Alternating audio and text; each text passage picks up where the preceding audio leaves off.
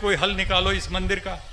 ये मस्जिद वाला जो बाबरी मस्जिद, मेरे दोस्त थे सैयद साहबुद्दीन, हमारी पार्टी में थे चंद्रशेखर जी के साथ, मैं भी और वो भी। तो मैंने उनसे जाकर के पूछा, जफर याब जिलानी साहब से बात की, कोई रास्ता बताइए। उन्होंने मुझे बताया रास्ता। कहने लगे मस्जिद की जगह जो है पूरी की पूरी 2.7 एकड़ जमीन है, उसके सामने 65-67 एकड़, लगभग 70 एकड़ जमीन खाली पड़ी है, वो जमीन दे दीजिए इनको। जब अडवाणी जी रथ यात्रा में बैठ के दिल्ली आए, इधर आने से पहले पटना के बिहार में घुसने से पहले, बिहार में घुसने से पहले तो लालू जी ने गिरफ्तार कर लिया। उससे पहले की बात मैं बता रहा हूं। जब बीपी सिंह जी आए और कहने लगे ये क्या समाधान है, तो हमने वो नक्शा खोल करके बताया उनको कि देखिए ऐसा ऐसा भव्य मंदिर बन सकता है, आप ले लीजिए जितनी जमीन चाहिए, 3.25 एकड़ को छोड़ के, और 30 एकड़ ले लीजिए, 35, 40, 50 एकड़ ले लीजिए। तो अडवाणी जी मुस्कुराए और बोले, मुझे बेवकूफ समझ रखा है कि मैं राम का एक और मंदिर बनाने निकला हूं? आपने मेरा नारा नहीं सुना? हमने कहा उनसे एक बार फिर बताइए क्या है नारा। कहने लगे सौगंध राम की खाते हैं, मंदिर वहीं बनाएंगे। बोलने लगे वहीं का मतलब समझिए। हमने कहा वहीं का मतलब तो अयोध्या में। बोले ना, वहीं का मतलब है वो जो बाबरी मस्जिद है उसके बीचों बीच में 4 फुट बाई 4 फुट का जो मिंबर होता है जिस पे खड़ा होके इमाम खुतबा करता है, वहीं ठीक उसी जगह पर राम जी पैदा हुए, रामलला। उसी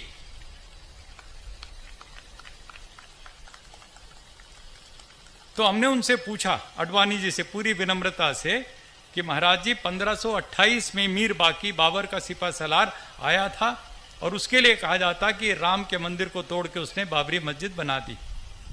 1528 में अडवाणी जी, ना आप थे ना मैं था ना कोई था, लेकिन राम का सबसे बड़ा भक्त दुनिया में तुलसीदास उसी सरयू के तट पर बैठ करके रामचरितमानस लिख रहा था, दोहावली विनय पत्रिका लिख रहा था।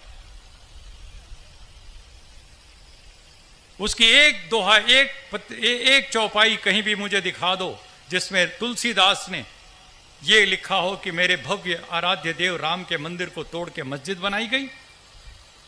कहीं नहीं, एक शब्द नहीं। तुलसीदास को नहीं दिखाई पड़ा, अडवाणी जी को दिख गया। मैं आपसे सच कहना चाहता हूं, हम लोग खूब अच्छे आराम से रह सकते हैं आपस में, प्यार से, मोहब्बत से, लेकिन सियासतदानों को यह मंजूर नहीं है। उनको राजनीति करनी, उनको मंदिर मस्जिद की राजनीति करनी है, हिंदू मुस्लिम की चोटी दाढ़ी की ये राजनीति करनी, इसी में उनको वोट मिलते हैं, पैसा मिलता है, सब कुछ। मैं पूछता हूं, तुलसीदास को नहीं दिखाई पड़ा? गुरु गोविंद सिंह पटना साहब में पैदा हुए आपके, और उसी रास्ते से वो पंजाब गए।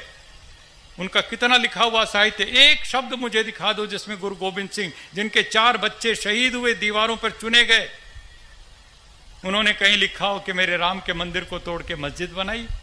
शिवाजी सारी जिंदगी औरंगजेब के खिलाफ लड़ते रहे, उन्होंने कहीं नहीं लिखा कि राम के मंदिर को तोड़ के मस्जिद बनाई गई।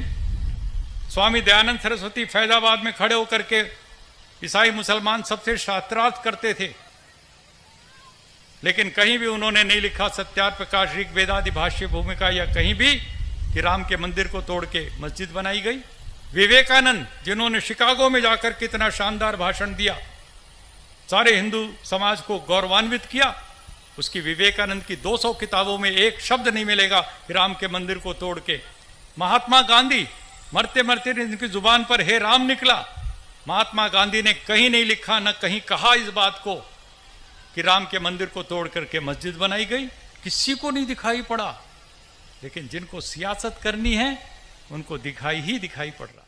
इनका कोई लेना देना नहीं किसी राम से या किसी से। मैंने तो योगी आदित्यनाथ जी से अभी लखनऊ की बहुत बड़ी रैली में मैंने खड़े होकर के पूछा, 50,000 की भीड़ में, मैंने कहा योगी आदित्यनाथ जी, आप तो योगी हैं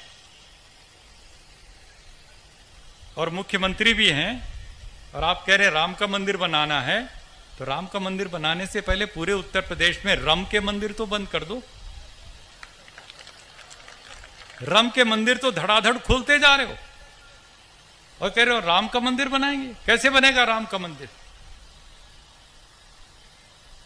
तो ये सारी की सारी चीजों को यदि हम और आप मिलकर के ईमानदारी से सोचेंगे, कुछ करने का जज्बा लेकर के आगे चलेंगे, और उसके लिए हमें अहद करना पड़ेगा। अगर हो सके तो अब कोई शम्मा जलाइए, अगर हो सके तो अब कोई शम्मा जलाइए, इस दौरे सियासत का अंधेरा मिटाइए। बस कीजिए आकाश में नारे उछालना, ये जंग है।